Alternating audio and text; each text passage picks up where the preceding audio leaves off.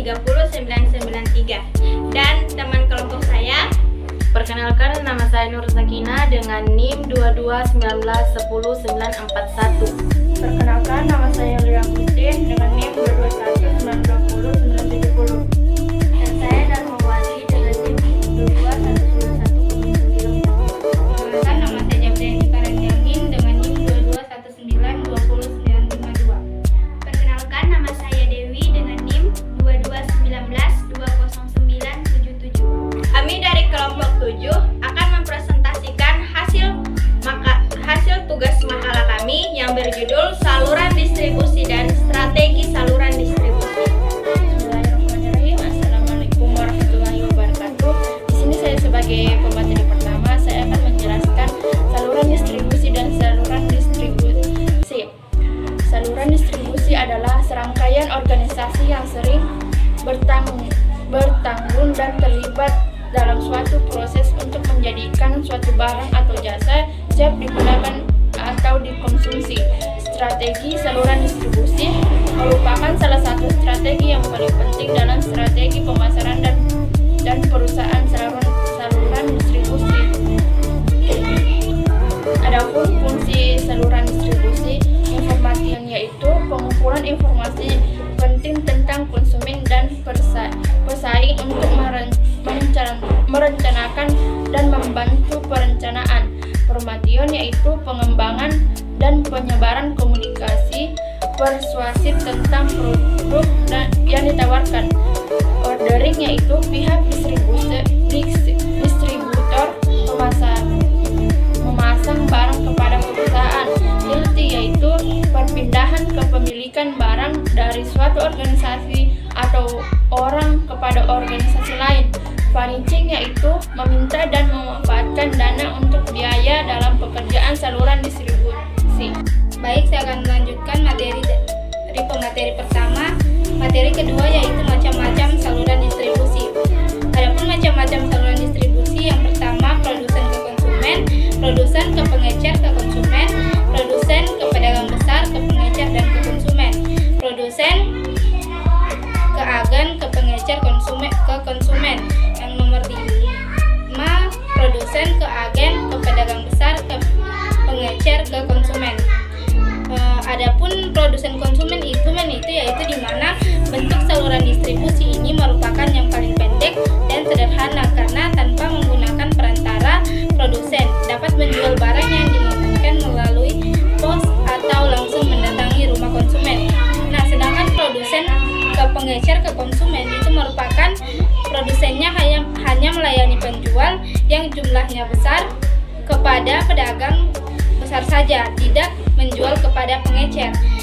Pada poin yang ketiga yaitu produsen ke pedagang besar, ke pengecer ke konsumen, di mana saluran distribusi banyak digunakan oleh produsen dan dinamakan saluran distribusi tradisional. Di sini produsennya hanya melayani penjual dalam jumlah besar kepada pedagang besar saja, tidak menjual kepada pengecer. Yang keempat yaitu produsen ke agen, ke pengecer ke konsumen. Di sini produsen memilih agen sebagai penyalurnya. Ia menjalankan kegiatan pedagang besar dalam saluran distribusi yang ada. Besaran penjualnya terutama ditujukan kepada para pengecer besar. Yang terakhir, produsen ke agen, ke pelanggan besar, ke pengecer konsumen. Dalam saluran distribusi, produsen sering menggunakan agen sebagai perantara untuk menyalurkan barang kepada pedagang besar yang kemudian menjualnya ke toko-toko kecil. Agen yang terlihat dalam saluran distribusi terutama agen penjual. Baik, itu saja dari saya. Sekian dan terima kasih. Baik, saya akan melanjutkan materi selanjutnya yaitu 3 jenis strategi yang wajib diketahui. Yang pertama, strategi insentif, yang kedua, strategi selektif, dan yang ketiga, strategi eksklusif. Di mana strategi insentif dalam strategi yang satu ini ada sebuah keunikan yang disajikan, yaitu sebuah strategi yang menjadi dasar dalam sebuah penempatan produk. Sedangkan yang kedua, strategi selektif yang bertujuan untuk memberikan dampak terbaik dalam sebuah produksi barang tertentu. Sedangkan yang ketiga, strategi secara eksklusif. Untuk strategi yang satu ini lebih eksklusif dibandingkan dengan yang lainnya. Baik, itu saja dari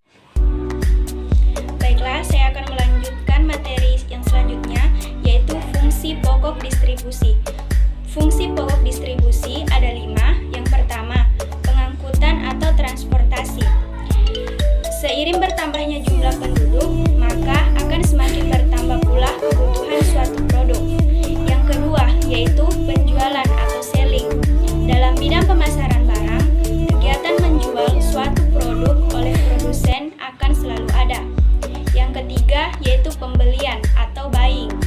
Setiap aktivitas penjualan pasti diiringi dengan adanya aktivitas pembelian atau biasa kita sebut dengan transaksi jual beli.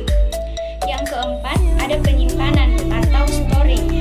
Sebelum produk disalurkan ke tangan konsumen, biasanya produk-produk tersebut akan disimpan lebih dahulu dalam suatu gudang. Kemudian yang kelima, ada penanggung resiko. Terkadang terdapat produk distribusi yang mengalami jatuh atau pecah, sehingga produk tersebut dapat rusak. Baik, saya akan melanjutkan materi yaitu contoh strategi distribusi. Jadi dapat kita simpulkan distribusi merupakan proses penyaluran barang atau jasa kepada pihak orang lain.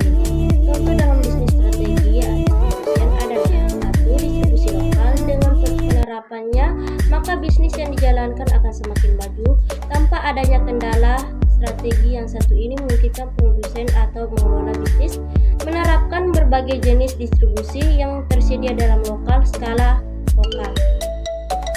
Oleh salah contoh, strategi yang satu ini dalam bisnis merupakan salah satu yang cukup sering digunakan dalam bisnis. Distribusi barang dengan cara membeli produk dalam jumlah besar kepada perusahaan penyedia. Selanjutnya, barang tersebut disortir menjadi unit-unit kecil lalu distribusikan kembali kepada pembisnis industri, kantor, dan semacam-macamnya.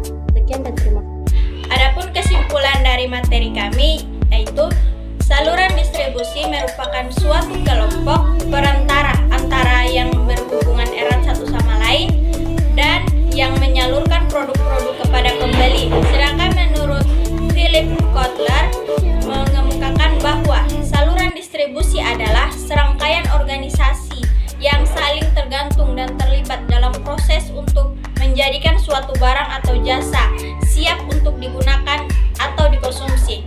Distribusi adalah salah satu aspek dari pemasaran. Distribusi juga dapat diartikan sebagai kegiatan pemasaran yang berusaha memperlancar dan mempermudah penyampaian barang dan jasa dari produsen ke konsumen.